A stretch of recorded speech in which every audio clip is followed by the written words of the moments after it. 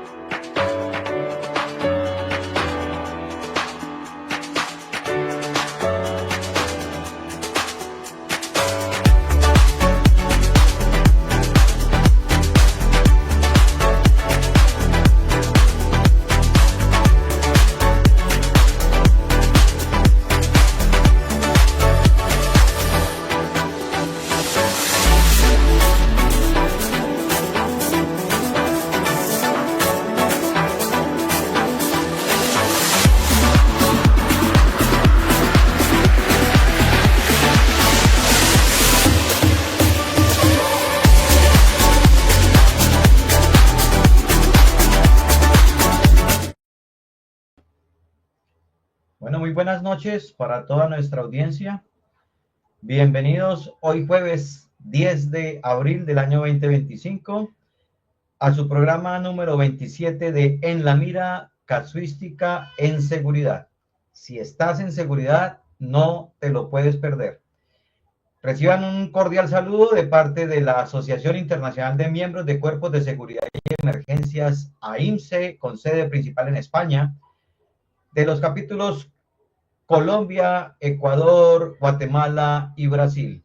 Asimismo, un cordial saludo de parte de Conversando con el Oficial de Protección, COP Ecuador. En el día de hoy vamos a continuar hablando y finalizando nuestro seminario internacional Delincuencia Organizada Transnacional, Redes Globales de Criminalidad. Hoy vamos a hacer unas conclusiones y daremos algunas recomendaciones con base en lo que vimos, en lo que escuchamos, en lo que nos dijeron nuestros analistas en los 5 programas anteriores sobre el tema del seminario. Así que hoy vamos a mirar este tema de las conclusiones, unas conclusiones muy juiciosas, unas recomendaciones muy puntuales y sobre todo lo que nos interesa es que lleguemos a ustedes con esa inquietud, sembrarles a ustedes esa semilla para que sigan ustedes investigando, para que vayan más a fondo, para que se vuelvan multiplicadores de esto, porque como decíamos en el anterior programa, y bien claramente lo decía Edison, la seguridad no es solo de las fuerzas de seguridad del Estado, no es solamente del Estado, aunque la mayoría de constituciones así lo reza. La seguridad es de todos y es un compromiso en el que tenemos que estar involucrados y comprometidos todos. Así que buenas noches y bienvenidos a este su programa En la Mira, Casuística en Seguridad. Edison, muy buenas noches. Muy buenas noches, estimados amigos. Henry, muy buenas noches. Qué gusto estar con ustedes. Hemos llegado a este programa que lo hemos preparado obviamente para hacer, como tú mismo acabas de decir, un recuento y obviamente sacar estas conclusiones que son tan necesarias desde nuestra perspectiva, obviamente, que no es, obviamente, la última palabra. Dejamos abierto también, amigos, quienes nos están escuchando y que siempre están interactuando con nosotros. Si es que tienen alguna cosa que decir, algo que acotar sobre lo que vamos a hablar, pues esta noche son bienvenidos.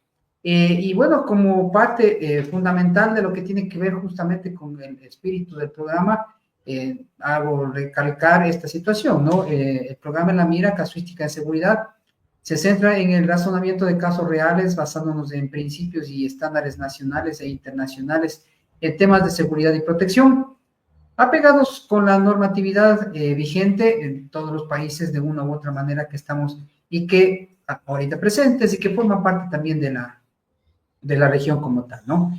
Tratamos de que esta normativa sea concordante con los temas que estamos proponiendo y en las respectivas recomendaciones que ayuden justamente a alcanzar una mejora continua, dejar un mensaje, como hace un momento también lo dijo Henry, que es importante justamente para quienes nos están viendo, ¿no?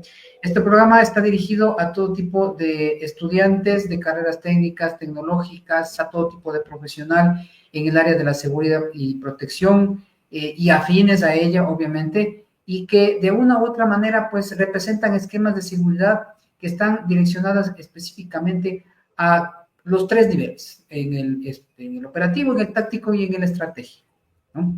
Ya que de una u otra manera todas estas personas van a estar involucradas y con ellos vamos a analizar estos casos relacionados con la seguridad y la protección en la amplitud de la palabra. En definitiva, amigos, el programa trata de ser claro, directo e informativo, destacando de una manera puntual el enfoque de los principios en temas de seguridad y protección, con un razonamiento imparcial, transmitido de todo esto que tiene que ver con la experiencia y conocimiento de nuestros analistas y de quienes obviamente estamos en el programa, con un enfoque de las buenas prácticas, tratar de que sea único en el medio y proponer a través de ello una orientación que sea parte de un análisis de estos casos que presentamos y que enfatizamos con la única importancia de que los principios de la seguridad deben ser direccionados de una manera sencilla y fácil de entender para todos quienes obviamente estamos involucrados en ese tema. Nuevamente, muchísimas gracias, amigos, por estar aquí en este programa y damos paso, me permites dar paso a nuestros queridos amigos. Edgar, ¿cómo estás? Muy buenas noches, ¿cómo has pasado? Muy buenas noches, Edison, Henry, un placer compartir nuevamente este espacio, un espacio informativo, un espacio que busca generar criterio, una opción para tener el conocimiento y las visiones que compartimos como países en la región, como bien dices, bajo estándares internacionales y con la experiencia casuística, el análisis y la información del día a día, lo que nosotros vivimos y con el conocimiento de los analistas invitados, pues que nos transmitan esas mejores prácticas. Un saludo también a quienes nos ven por todas nuestras redes. Estamos siempre al servicio de ustedes para aportar un grano de arena en este conocimiento y en la provisión de la seguridad. No le tenemos por lo pronto a nuestra amiga Liliana, en todo caso, luego de que... no, sí está aquí. Te me fuiste y por eso te iba a dejar fuera de la presentación. Dios. Buenas noches, Edison, buenas noches, Henry, Edson. Un placer estar con ustedes nuevamente en este último programa de cierre del seminario internacional, ¿no? Sobre delincuencia organizada transnacional, y donde tuvimos la oportunidad de escuchar, de aprender y de informarnos sobre temas críticos, ¿no? De seguridad y de la situación de algunos países. Creo que cada programa es una oportunidad de contribuir fundamentalmente a crear conciencia de seguridad, que es un desafío para nuestra ciudadanía. Muchas gracias. A ti y a todos los que estamos obviamente aquí. Bueno, entremos en materia. Voy a presentar, como siempre, amigos, el video, y luego de eso, pues, empezamos con lo que está establecido, ¿no? América Latina sigue siendo uno de los epicentros mundiales de violencia impulsada por redes transnacionales de crimen organizado, según un nuevo informe de Inside Crime. Un nuevo informe de Inside Crime confirma que América Latina sigue siendo uno de los epicentros mundiales de violencia, impulsada por redes transnacionales de crimen organizado. Aunque algunos países como Perú o Argentina mantienen tasas de homicidios relativamente bajas, con 6.0 y 3.8 por cada 100.000 habitantes, el incremento de asesinatos en países vecinos evidencia que la región enfrenta una amenaza común. Ecuador encabeza la lista con una alarmante tasa de 38.8 homicidios por cada 100.000 habitantes, seguido de Colombia con 25.4, Honduras con 25.3 y Brasil con 21.1. Estas cifras reflejan el avance de cárteles narcotraficantes, pandillas violentas y estructuras criminales que operan más allá de las fronteras nacionales. Las cárceles se han convertido en centros de comando, los territorios en disputa se multiplican y las medidas de emergencia aplicadas por distintos gobiernos han ofrecido solo alivio temporal. Las cifras muestran que la violencia ya no puede entenderse en términos nacionales. El narcotráfico, la minería ilegal y la extorsión son negocios regionales que requieren respuestas coordinadas.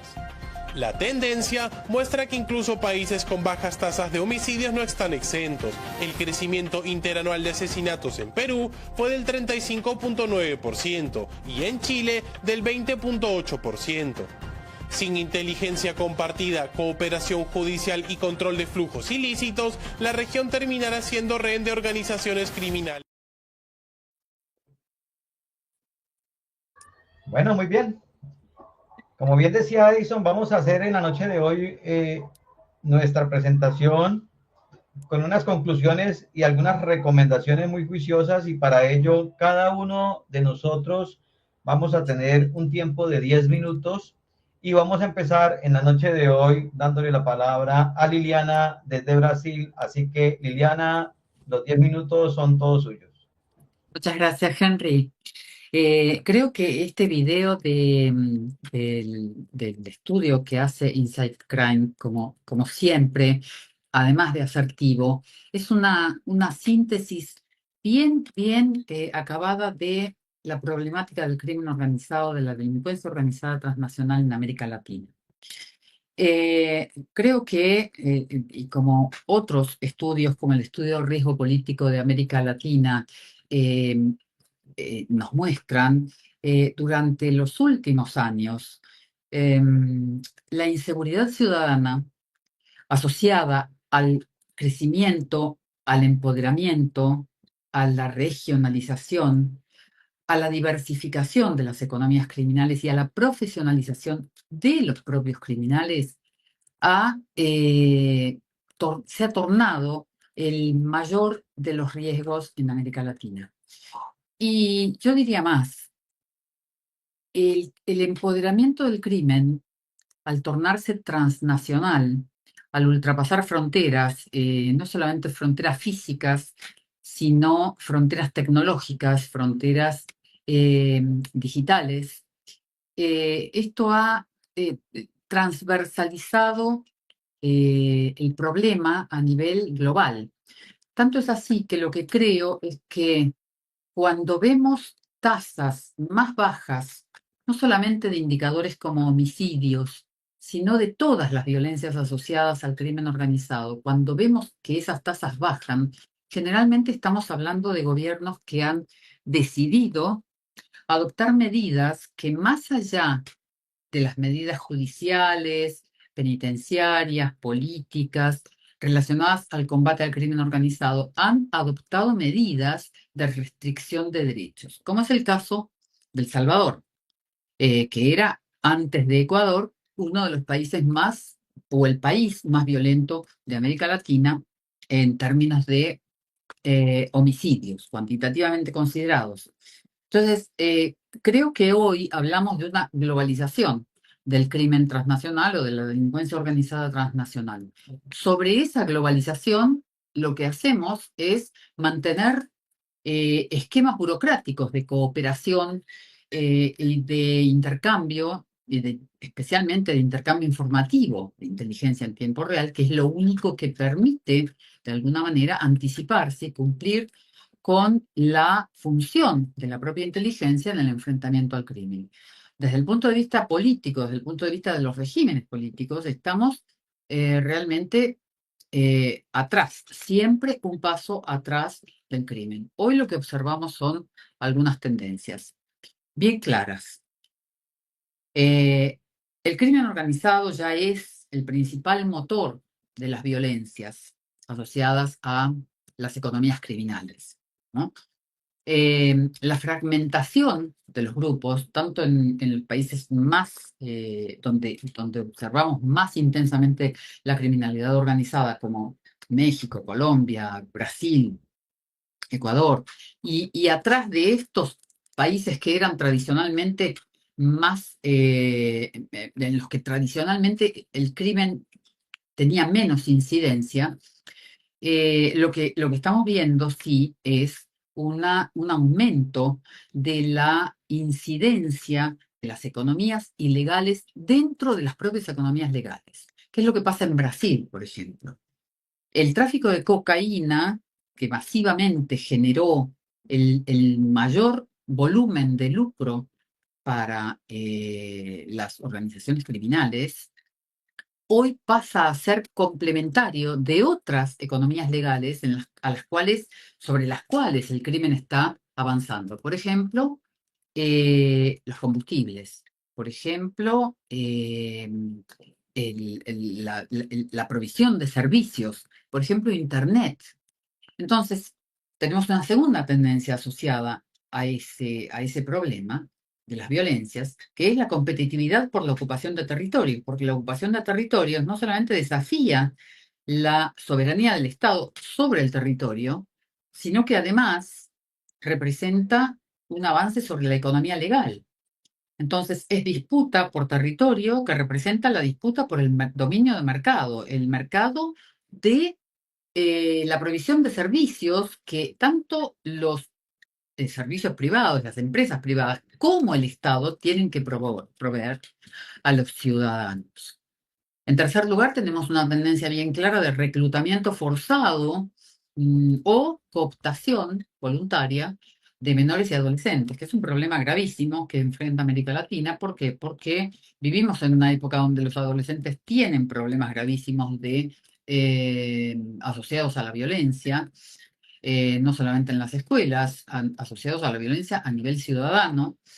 Y la cooptación es cada vez mayor porque la penalización de los crímenes, a pesar de que las leyes de minoridad penal en América Latina son bastante restrictivas y parten de minoridad penal desde los 12, 14 años, no se aplican las penas. De manera que es una masa de maniobra absolutamente brutal para el crimen. Sin contar que gran cantidad de jóvenes y de menores se encuentran fuera del sistema educativo formal y eso facilita.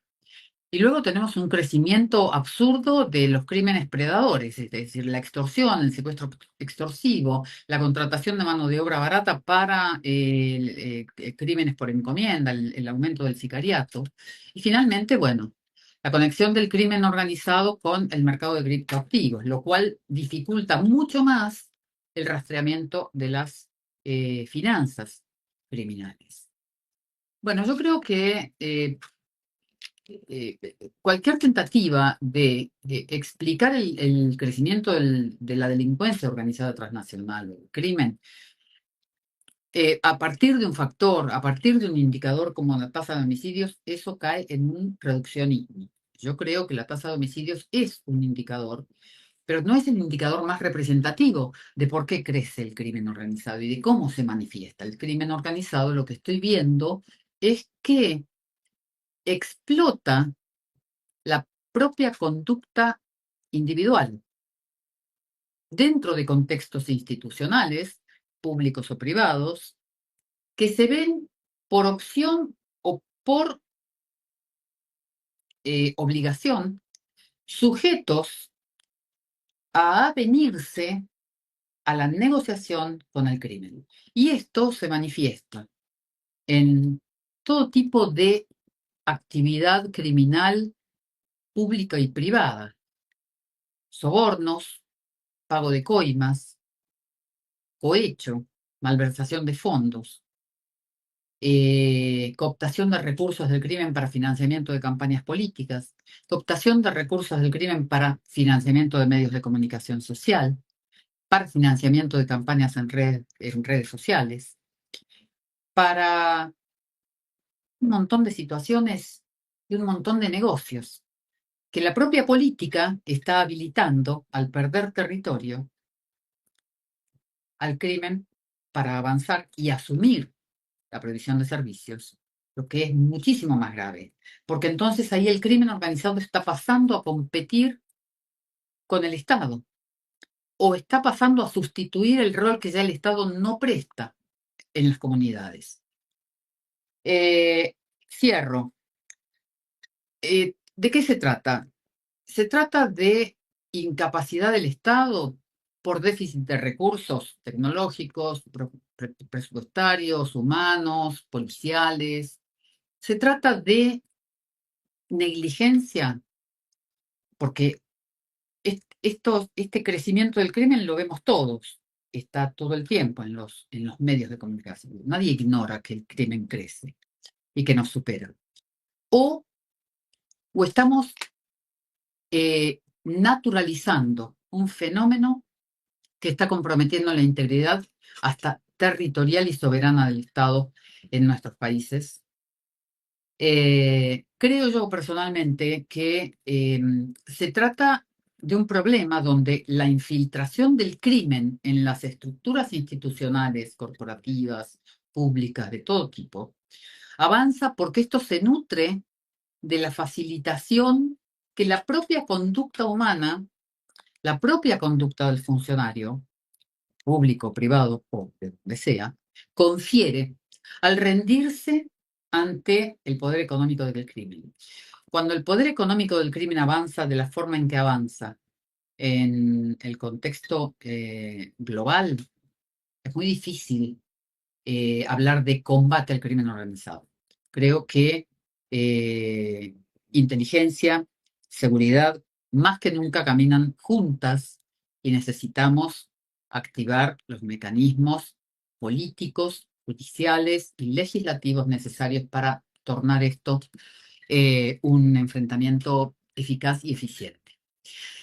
Aquí te paso la palabra, Henry. Perdón si me excedí algunos minutitos y muchísimas gracias por la oportunidad de concluir esto. Gracias Liliana, excelente. Llamativa esa palabra de naturalizar. Coloquialmente se dice, se nos está convirtiendo en paisaje toda esta situación y es muy delicado, porque cuando algo se convierte en paisaje, ese paisaje se convierte en rutina y la rutina es la muerte que camina. Vamos a darle la palabra a Edgar desde Guatemala. Edgar, buenas noches. Buenas noches, Henry. Por el tiempo de 10 minutos y un poquito más. Entonces, muchas gracias. El hacer un análisis sobre la creciente ola de la delincuencia del crimen y el crimen organizado transnacional, creo que debiésemos de segmentarlo o partir en el sentido de que es una ola vamos a basarnos que es algo cíclico y que ha evolucionado. Transnacional, que traspasa nuestras fronteras y hace una amalgama y algo homogéneo, pero creo que es por la propia ausencia del Estado y sus funciones. La presencia del Estado al reducir gastos prioritarios o no priorizar su presencia. Recordemos de que el Estado es quien guarda el monopolio de la seguridad y la fuerza, y realmente eso es lo que estamos hablando, de un monopolio de la fuerza que lo estamos cediendo a estos entes corruptores a lo largo de décadas. Esto no ha sido de la noche a la mañana que se ha ido perdiendo. Voy a permitirme mencionar lo que ha acuñado el presidente de El Salvador, que si el gobierno no puede controlar al delincuente o a la delincuencia, es parte de la organización.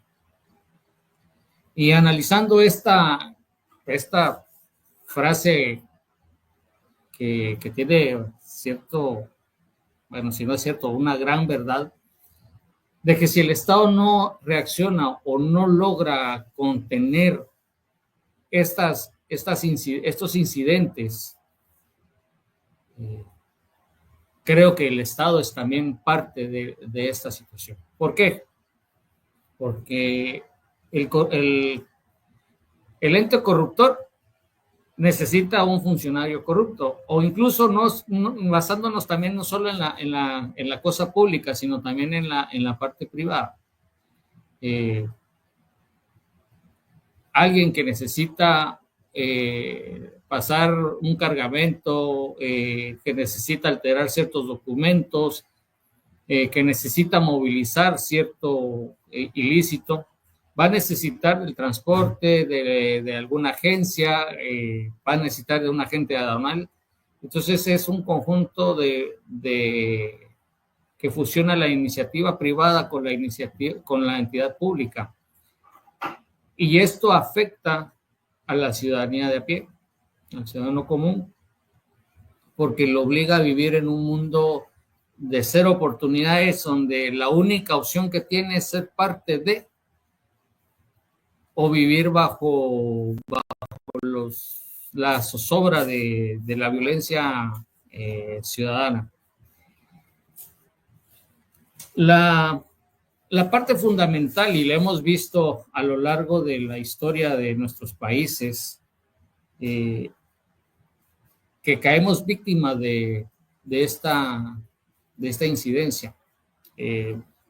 Si otros lugares han desarrollado políticas de cero tolerancia al crimen organizado, no quiero decir que no exista, pero es más controlado o en su mínima expresión, porque voltean el aparato estatal a dar las dos garantías fundamentales, que es seguridad y certeza jurídica. Habiendo seguridad, no va a haber alguien que quisiera ingresar bajo estos incidentes o estos ilícitos. Vivimos en una sociedad que ha perdido mucho los valores. Esto se ha tratado desde décadas atrás, se empiezan a minar porque necesitan una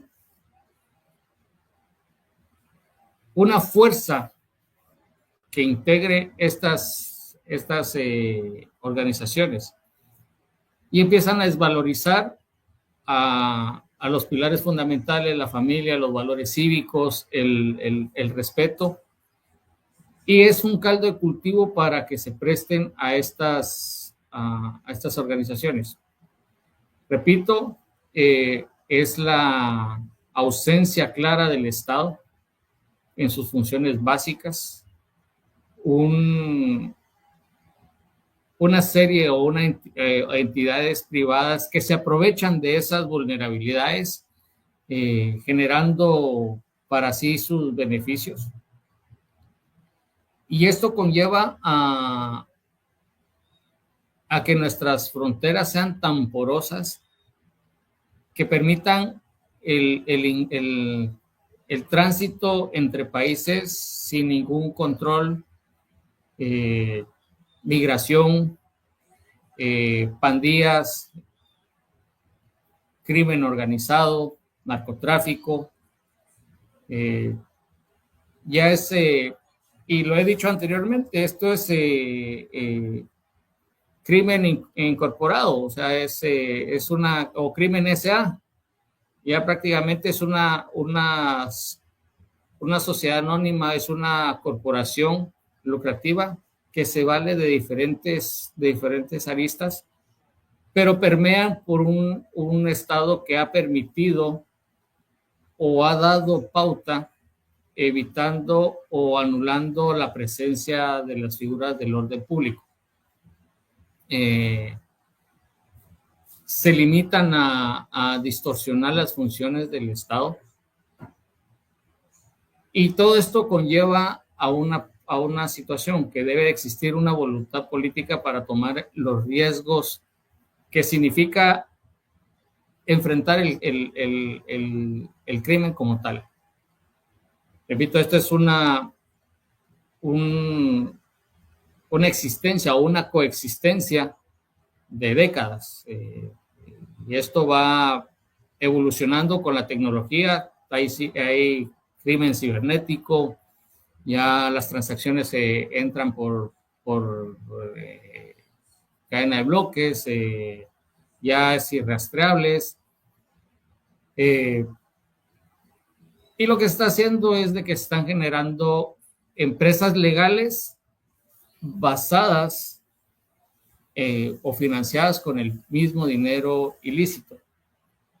Y una de las premisas importantes que se debe de hacer es quitar el agua al pez, quitar el dinero, combatir la financiación de estas organizaciones. Y obviamente va a haber una repercusión, pero es el riesgo político y la necesidad de seguridad que está permeando en nuestros países. A manera de conclusión, yo diría que somos no una región compuesta de diferentes estados, sino que somos una cultura con diferentes necesidades, pero con un mismo sentir.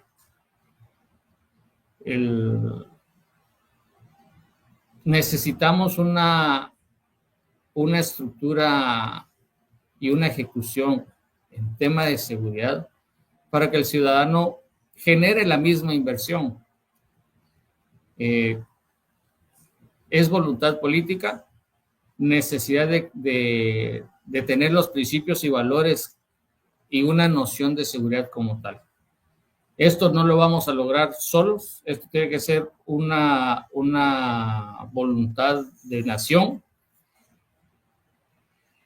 y trabajar en conjunto con todas nuestras organizaciones gubernamentales, aprovechando nuestras fortalezas e identificando las oportunidades de mejora que tenemos como países en la región. Lo mismo pasa en Cono Sur como pasa aquí en Centroamérica. Entonces, es de unir esfuerzos, generar los espacios, aprovechar estos espacios como los tenemos nosotros y tener la voluntad en nuestros políticos para poder cambiar esos rumbos. Bueno, Edgar, muchas gracias. Un muy buen planteamiento, de la situación, y de eso se trata. Me quedo de sus palabras con la pérdida de los principios y los valores en la sociedad Ojalá la gente entendiera que los principios y los valores no son negociables. Cuando entendamos eso, inmediatamente le estamos poniendo una tranca, una puerta, una barrera a la corrupción. Pero cuando empezamos con el tema de que todo el mundo tiene un precio, ahí estamos abriéndole esa brecha a la corrupción. Y otra frase que la modifico un poco, pero que bien lo dijo usted, Edgar, me quedaría con la seguridad, sí y solo sí hay justicia. Bueno, señores, vamos a ir a una breve pausa de comerciales y ya retornamos con nuestro capítulo del día de hoy. Permanezcan con nosotros. Todo comenzó con una visión clara: proteger la verdad en un mundo digital. Así nació Intel Forensic Soluciones, con la misión de llevar la ciberseguridad y las soluciones forenses a un nuevo nivel. Desde nuestros humildes comienzos, hemos trabajado incansablemente para convertirnos en un pilar de confianza para nuestros clientes, protegiendo lo que más importa: su información y su tranquilidad. Cada desafío que hemos enfrentado nos ha fortalecido, y hoy seguimos innovando, adoptando nuevas tecnologías para garantizar la seguridad en un entorno digital en constante cambio. En Intel Forensic Soluciones, no solo protegemos datos, protegemos tu futuro. Esto es solo el principio de nuestra historia. Gracias por confiar en nosotros.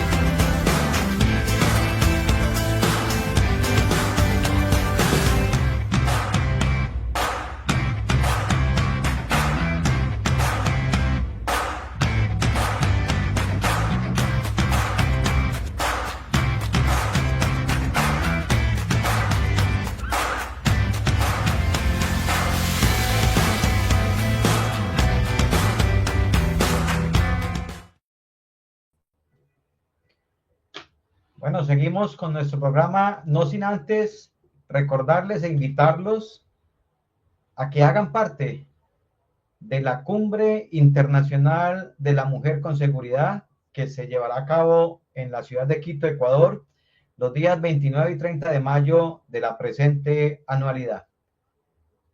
Va a estar genial, hay muchos invitados, se van a tocar unos temas muy importantes en temas, pues, de seguridad, de cómo se involucra hoy en día la mujer en estos temas y cuáles son esas puertas que se deben abrir para ellas, no por el hecho de ser mujeres, sino por el hecho de su profesionalismo, por el hecho de sus conocimientos y por el hecho de estar en igualdad de condiciones. Así que los esperamos, ojalá haya un lleno total y nos toque de pronto buscar salones alternos para empezar a sentar invitados. Edison, vamos a continuar con nuestro programa, entonces, en la tónica que venimos, por lo tanto, vamos a escucharlo durante 10 minutos de sus conclusiones y aportes respecto a nuestro seminario. Así que el micrófono es suyo, Edison. Sí, bueno, muchas gracias. No quiero empezar antes, sino primero dar gracias a quienes nos están hablando, nos están comunicándose con nosotros, ¿no? Gabriel Arizaga desde Uruguay, Jaime Ayuso desde España, amigo, te estás pegando a la madrugada, qué gusto que estés con nosotros. Alex Cristian Falla nos dice: desafortunadamente esta nueva generación se educó de manera facilista, todo se le daba, la justicia de los países es mala y laxa, y ahora los delincuentes tienen más derecho que ni las mismas víctimas. Bueno, en ese sentido, me tocó hacer un análisis, obviamente, en lo que tiene que ver con cómo el narcotráfico, cómo la delincuencia organizada está trabajando en lo que tiene que ver específicamente con esos fondos, lo que muy bien ustedes lo han ido determinando, un poquito a manera de resumen y en ese sentido, pues quisiera presentarles unas pequeñas y rápidas diapositivas que tienen que ver justamente con este resumen que quiero entregarles y que de una u otra manera tienen relación específicamente con esto que está sucediendo, ¿no? A ver, el ejemplo va específicamente a lo que tiene que ver con mi país, con Ecuador. Lastimosamente he escuchado, especialmente cuando empezó Liliana a hablar, que hemos ganado el primer lugar en lo que tiene que ver con la delincuencia y con el tema de la... y bueno, viene la risa un poco irónica porque obviamente lastimosamente es verdad. En ese sentido, pues también, de una u otra manera, el tema de esta red empresarial del crimen organizado, que en realidad es lo que está manifestándose, tiene obviamente unas raíces muy profundas en lo que tiene que ver con la ubicación de nuestro país como tal en el hemisferio sur específicamente, ¿no? Esta presencia de puertos que son muy navegables, de aguas profundas, obviamente ha dado lugar a que este tipo de negocios prosperen de una u otra manera. Y considerando también, el día de ayer hablaba con una persona y con un amigo en una entrevista y comentábamos que el tema del crimen organizado, si bien es cierto, se ha determinado por lo que es el tráfico de armas, lo que tiene que ver con la trata de personas, lo que tiene que ver con específicamente narcotráfico, pero no hay que dejar de lado el hecho de que existe también otro tipo de negocios pequeños quizás que también causa rédito para el crimen organizado, ¿no? Desde el simple comercio de contrabando de cigarrillos hasta el tema, obviamente, de frutas, verduras y etcétera, etcétera, cosas que de una u otra manera, sin dejar de lado el tema del combustible, por lo menos en mi país también, que es un asunto por el tema del costo, que es muy apetecible por bandas ahora del crimen organizado, ¿no? Ya dejó de ser pequeños comerciantes, entre comillas, que de una u otra manera hacían el transporte en bidones de un lado a otro, no, ahora el transporte se lo hace a través de camiones, a través de tanqueros, amigos tanqueros, que trafican con cualquier cantidad de combustible y que específicamente va hacia Colombia y hacia Perú. En ese sentido, pues, estas empresas que se han vuelto muy activas y que han sido localizadas, por lo menos en su mayoría, en 4 provincias del país, ¿no? En Manabí, en Guayas, en Imbabura y en Esmeraldas. Y cae específicamente lo que les decía anteriormente, estimados amigos. ¿Por qué estas provincias? Si ustedes se dan cuenta, las 3 primeras tienen salida al mar. Manabí, Puerto de Manta, Guayas, muy conocido puerto de Guayaquil, de mucha intensidad. En Guayaquil existe un fenómeno también ahí, que existen puertos que son particulares, ¿sí? Y en ese sentido, pues el control, si bien es cierto, de una u otra manera, se supone que es el adecuado, pero en el supone queda obviamente estas dudas, ¿no? Y obvio, otro de los puertos que es el de Esmeraldas, ¿no? Que tiene esa doble función, tener este puerto, el de acceso obviamente a embarcaciones y ser fronterizo con Colombia. Finalmente, Imbabura, una de las provincias que otrora muy linda, muy acogedora, pero que se ha vuelto obviamente en la actualidad un refugio del crimen organizado, lastimosamente. ¿Cómo nos damos cuenta de eso? Si ustedes hacen un análisis, el costo de las viviendas, el costo de los terrenos, en definitiva, en esta ciudad, se ha ido por las nubes. Y obviamente es comprensible, ¿no? ¿Qué más? En esta situación y lo que tiene que ver justamente con las empresas, el crimen organizado como tal vio una oportunidad, ¿no? Como empresa que se genera, obviamente, y es el principal gestor, que es el lavado de dinero. ¿Y cuál fue su socio principal? Pues el contratar con el Estado. El Estado viene a ser, y que justamente hablamos anteriormente con nuestra invitada, que Natalie Logroño, que muy bien nos habló sobre este tema y enfocó esa situación que más adelante la voy a también a topar. El crimen organizado como tal, y teniendo como asociado al Estado, pues fue ampliando sus tentáculos justamente para ir lavando el dinero, para ir legalizando la actividad que realizaba. Y en ese sentido tenemos 6 líneas de negocio, ¿no? La construcción, la seguridad privada, y que aquí vamos a tener un puntito muy específico en lo que tiene que ver con la seguridad privada, que voy a hablar más adelante, el transporte de carga pesada, la ganadería, la agricultura y la acuacultura, ¿no? Estos son parece irónico hablar, pero estas son las 6 líneas de negocio que tiene el crimen organizado en mi país, ¿no? Que da excelentes réditos, obviamente, y que está enfocado, como dije hace un momento, ¿no? Hacer un lavado seguro y legal. Obviamente, ¿no? A través del CERCOP, a través de los estamentos que tiene nuestro país, lo hace de esa manera. Parece, nuevamente, y disculpe que utilice y redunde en esta palabra, irónico, pero es así. Es la única manera de poder mantener un negocio fluctuante. Las falencias, obviamente, en lo que tiene que ver con los controles, es uno de los casos muy notorios, que deriva en lo que hace un momento ustedes mismos lo han ido recalcando, y que es, en definitiva, la llave de todo lo que está sucediendo, que es la corrupción, ¿no? No hay mejor cliente, obviamente, que el Estado. Los pagos de favores, especialmente los políticos que ya comentaron ustedes, y que como hace un momento también les indicaba, mi compatriota Natalie Logroño también nos hizo notar esa situación, este pago de favores, obviamente, por las campañas electorales. Aquí un punto, una de las contendientes a la presidencia de la República de mi país, se ha determinado que ha hecho un gasto de casi $1 millón en lo que tiene que ver con propaganda en redes sociales, específicamente YouTube. Casi $1 millón. Amigos, ¿de dónde sale ese dinero? ¿No? Resulta más fácil y se legaliza, obviamente, el lavado, como ya dije anteriormente. Aquí un dato, una de las bandas del crimen organizado llamada los Chone Killers tiene un bollante negocio en lo que tiene que ver con el tema de la construcción. ¿Por qué bollante? Porque de una u otra manera la construcción es el caballito de batalla de todos los nuevos gobiernos, ¿no? Ahí demuestra el crecimiento de la construcción, ahí da mucho trabajo, y se ha determinado, amigos, que esta es una de las estrategias, obviamente, que utiliza el crimen organizado para poder lavar el dinero.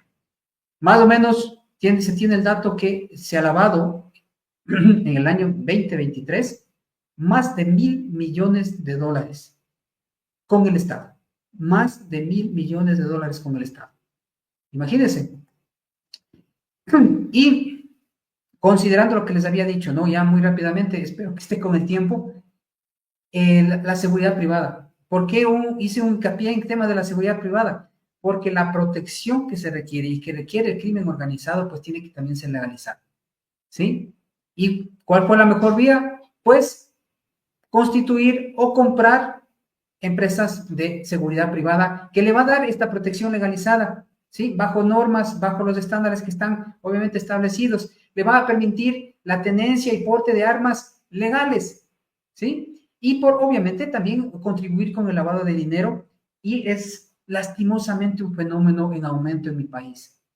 Existen al momento más de 1.600 empresas de seguridad privada en el Ecuador, de las cuales un porcentaje muy, muy importante, al momento, está haciendo requerimientos y protestas muy, obviamente, legales en el término, obviamente, de la necesidad y del requerimiento del pago por parte del Estado, pero que realmente deja una duda en cuanto a la cantidad de empresas que han contratado con el Estado, so pena de saber de que el Estado por sí y per se es un mal pagador, ¿sí? Y obviamente la falta de control y la corrupción que tiene que ver en todos los estamentos ha dado esta situación para el tema de esta proliferación de empresas de seguridad que, pese a que el Estado no ha pagado, siguen en funcionamiento. Finalmente, la extorsión, ¿no? Las famosas vacunas que le conocemos nosotros aquí en el país, han contribuido de una u otra manera para que estas empresas, las legales, si bien el término decir así, hayan ido desertando y hayan permitido que a través de este mecanismo que emplea obviamente el crimen organizado, poder hacerse de estas empresas y legalizar nuevamente, pues, lo que había comentado.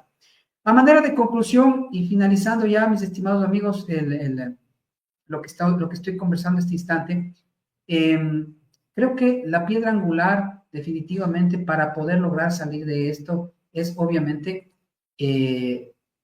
la corrupción, ¿no? La corrupción que lastimosamente se encuentra enquistada en los estamentos del Estado, corrupción que de una u otra manera ha ido minando el estamento, no solamente del Estado, como decía anteriormente, sino también en la parte moral, en la idiosincrasia de las personas, o algo de ustedes también que comentaban, y a manera de gracia, escuchaba y decía hace un momento uno de nuestros queridos amigos, ya lo están diciendo todo, y en realidad, pues sí, de alguna manera eso y por ese camino es de que debemos nosotros concurrir, obviamente, para formar desde pequeños.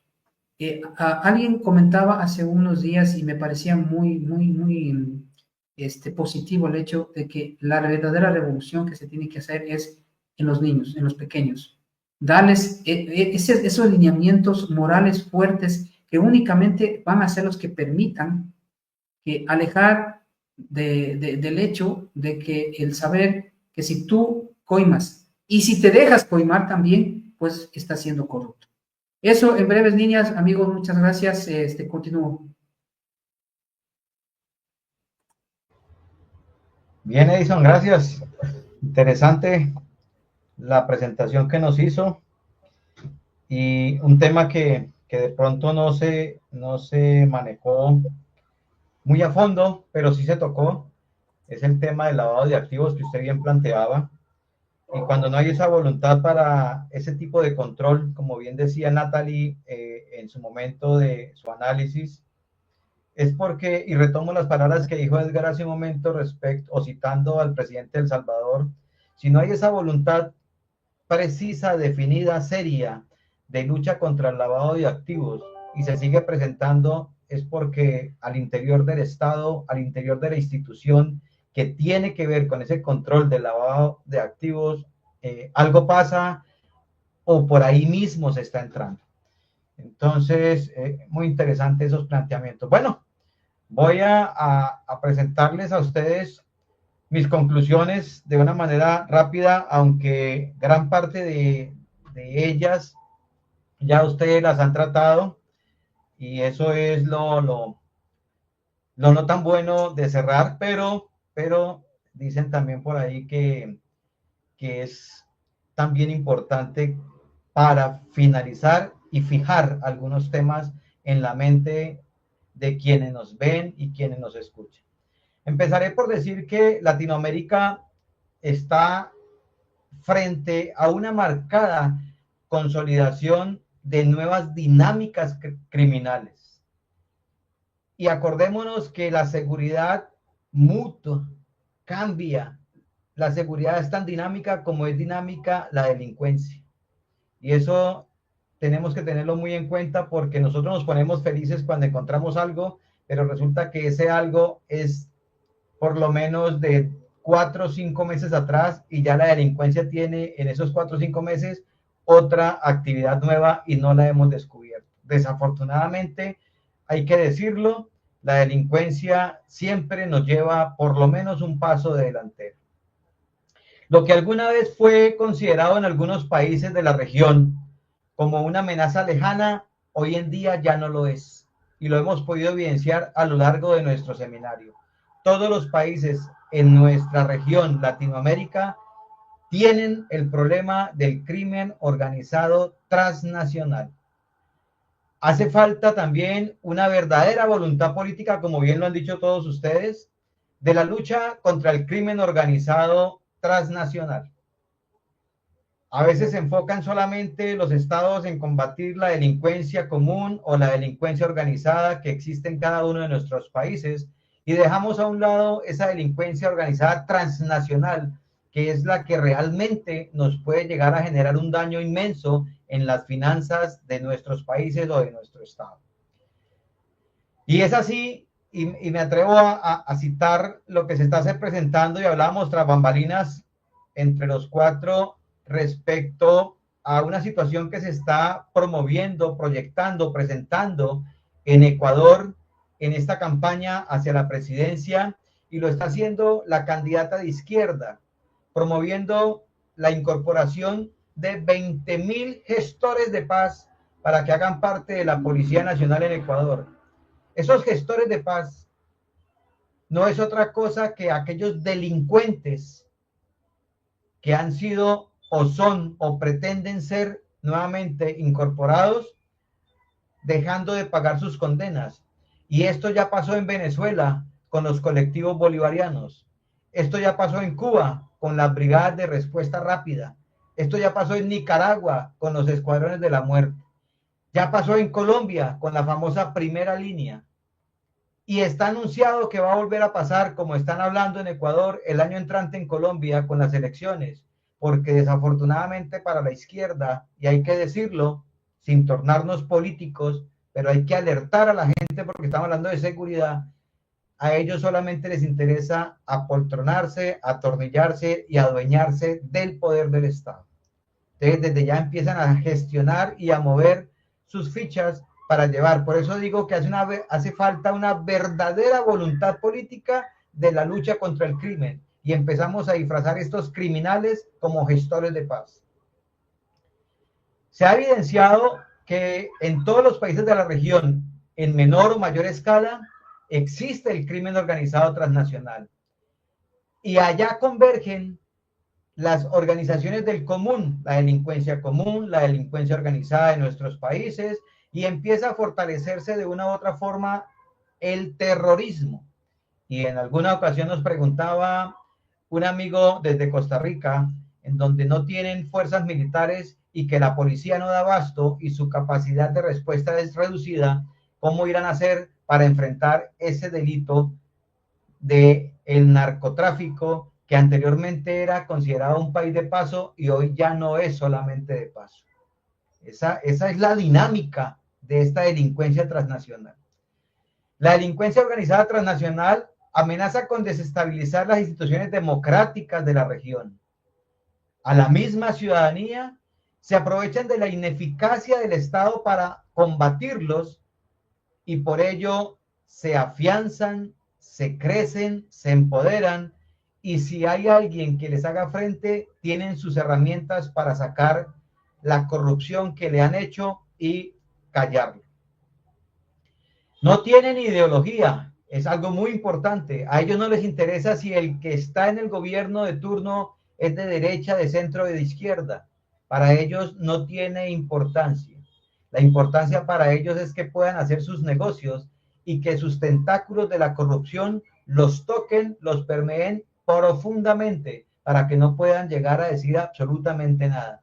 Aquí en Colombia hemos visto cómo el cartel de Cali permeó la campaña presidencial de Ernesto Samper Pizano y no pasó absolutamente nada porque hay una justicia corrupta también en Colombia. Y así en muchos países.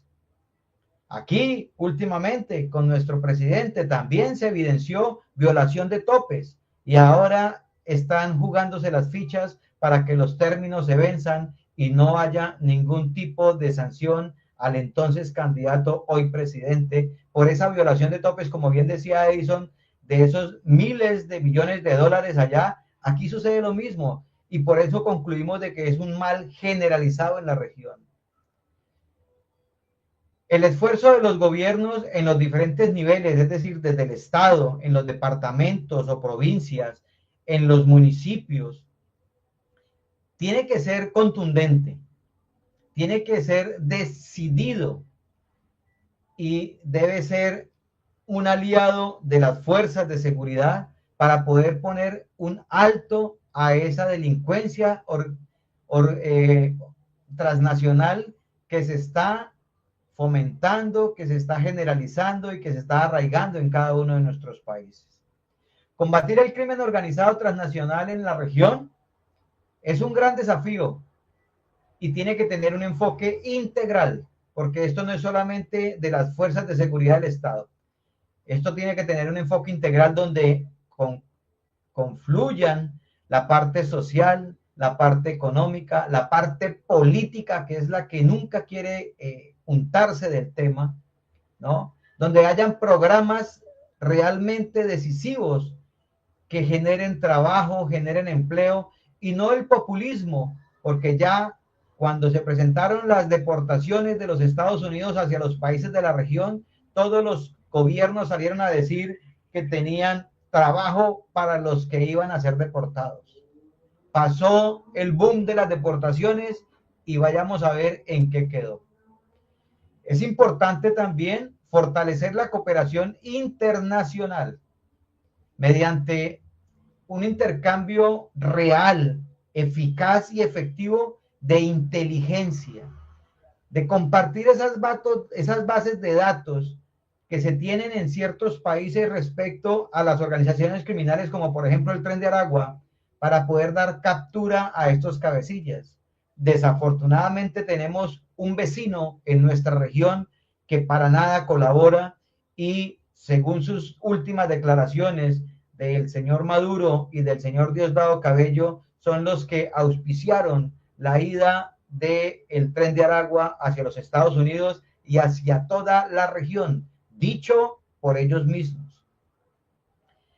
La colaboración y coordinación real, firme y decidida de las organizaciones internacionales como la ONU y como la OEA. Ya basta de resoluciones, ya basta de documentos con letra muerta, ya basta de hacer teatro en las sesiones de estas organizaciones que a lo último no conducen a absolutamente nada. La gente tiene los ojos puestos, la ciudadanía de la región tiene los ojos puestos en las medidas que se van a tomar. ¿Qué vamos a hacer?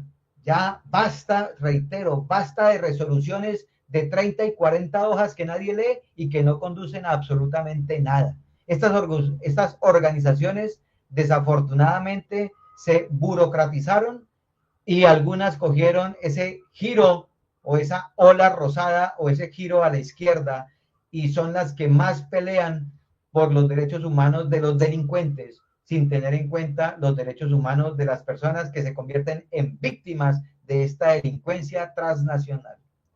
Se debe hacer una lucha frontal contra la corrupción en instituciones de la justicia, en la policía, en las fuerzas militares y en el propio gobierno, con denuncias permanentes en los medios de comunicación. Aprovechemos los medios de comunicación para surtirlos de nuestras informaciones. Aquí hay una propaganda muy jocosa que saca el gobierno donde dice, invita a la ciudadanía a que llamen o escriban a un correo, llamen a un número y que manifiesten si conocen de corrupción, si los primeros corruptos están allá colocando la propaganda. Entonces, no es cierto. Todo es una pantomima, todo es una falsedad, todo es manejado con una doble moral. Y eso ya tiene que acabar si realmente queremos ponerle freno a toda esta problemática. Y todo también depende de nosotros. La legislación. Hay que tener una legislación más rigurosa frente al lavado de activos y financiación del terrorismo en nuestros países, para que nos genere esa transparencia financiera y una supervisión más estricta a las entidades bancarias, porque por ahí es donde está llegando todo el dinero de estas organizaciones criminales transnacionales. Y fíjense lo que sucedió en el Perú hace poco, cuando una ley de la República dejó por fuera 60 tipos punibles que ya estaban escritos en la anterior ley acerca de lo que era el crimen organizado.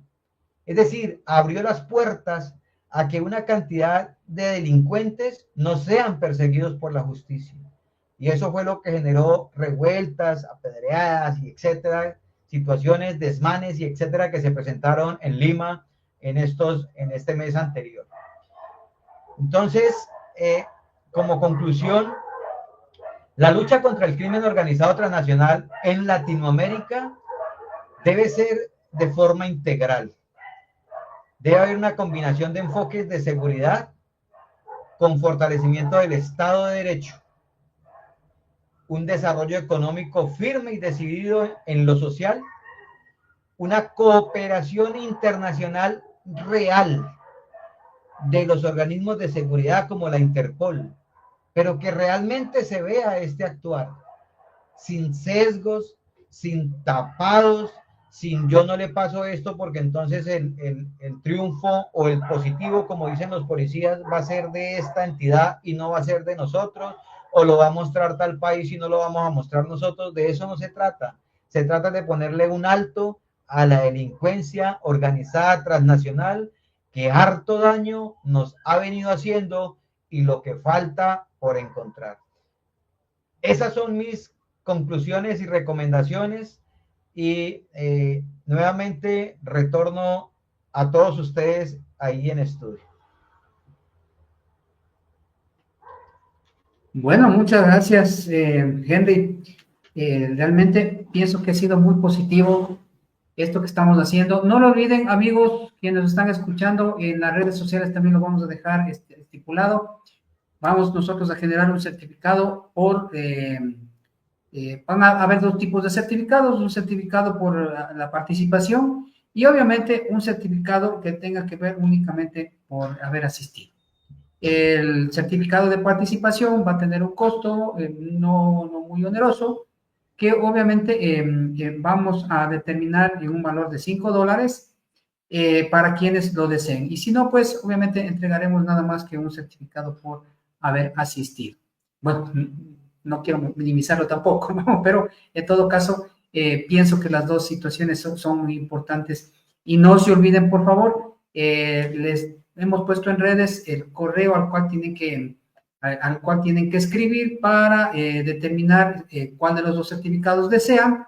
Y si no, les pongo también el correo, Henry, espero que esté bien ese correo. Perfecto. Si no, correo de Henry Vargas también para que se puedan comunicar y recibir estos dos tipos de certificaciones. Bueno, muchas gracias, amigos.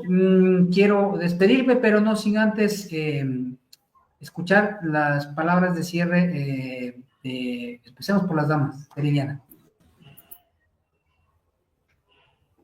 Estás muteada, Liliana. Perdón, muchas gracias, Edison. Creo que hemos podido mencionar, digamos, que todos los problemas, todos los motivos, todas las causas, todas las situaciones que involucran el crimen organizado en América Latina. Y mis palabras finales tienen que ver con que a pesar de que yo soy un poco escéptica en relación a la posibilidad de un enfrentamiento eficaz y eficiente del crimen, porque creo que esto depende de la voluntad política y no estoy segura de que exista la voluntad política en muchos países. E inclusive más allá de ideologías, porque hay esta negligencia está relacionada con un compromiso, una articulación de intereses. O sea, el crimen organizado es funcional a la política. Y esa funcionalidad se traduce en la sociedad, ¿no? Se traduce en niveles de violencia que justifican otras cosas, desde el Estado y desde el crimen. Se traduce en negocios, en lucros. Y donde los lucros crecen, la posibilidad de corromper aumenta. De manera que mi última consideración es que combatir el crimen organizado no es imposible. De hecho, lo estamos viendo en El Salvador. Creo que hay que reafirmar una decisión política y un acuerdo regional concreto, desburocratizado, ¿no? De medidas concretas de cooperación y de intercambio de inteligencia entre los países para poder avanzar. Es eso. Muchas gracias a todos. Un Muchas placer. gracias, Liliana. Disculpa, te corté. No, un placer participar de este programa y muchísimas gracias a los participantes. Gracias, Liliana. Edgar. Bueno, gracias Edison, Henry, Liliana.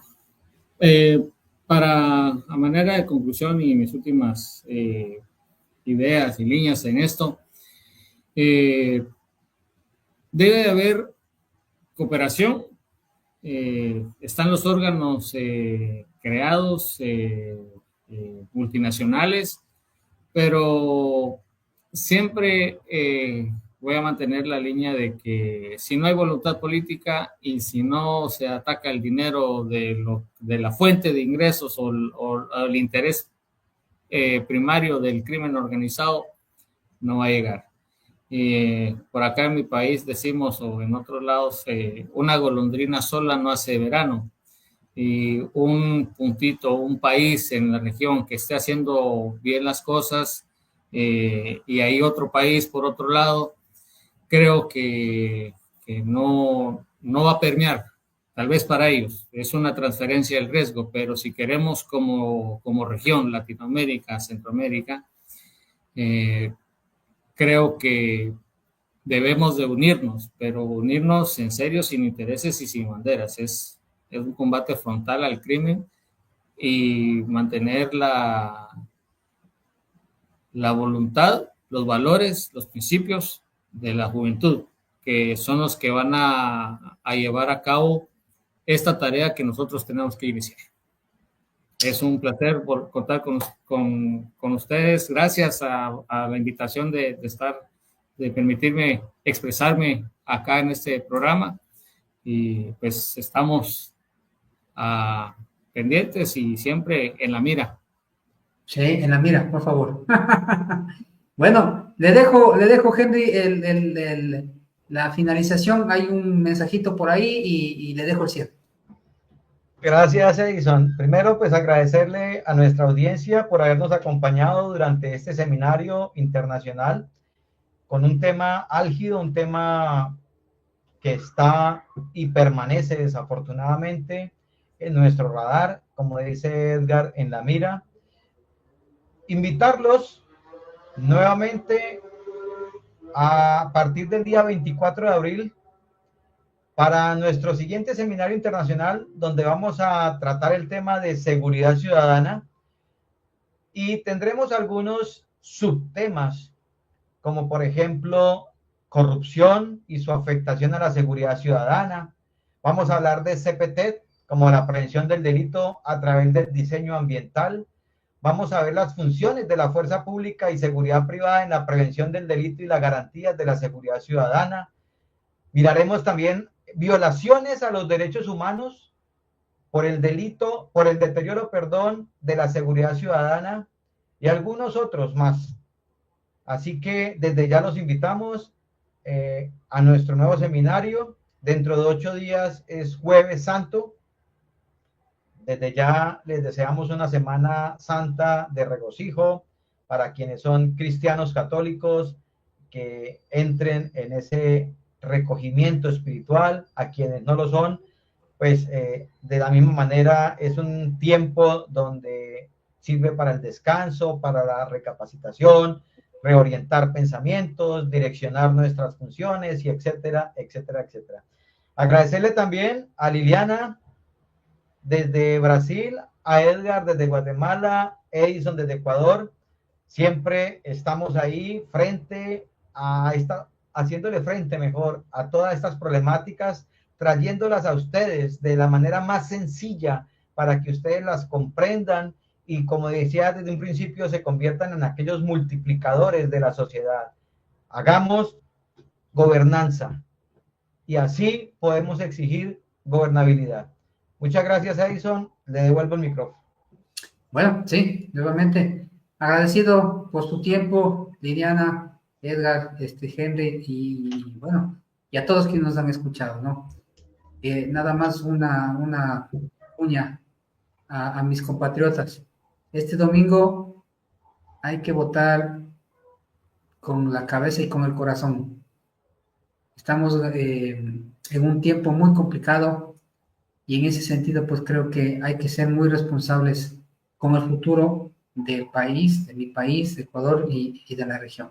Nada más. Amigos, muchas gracias. Un abrazo, que pasen muy bien. Ha sido un gustazo estar con ustedes. Muchas gracias. Buenas noches. Buenas noches. Buenas noches.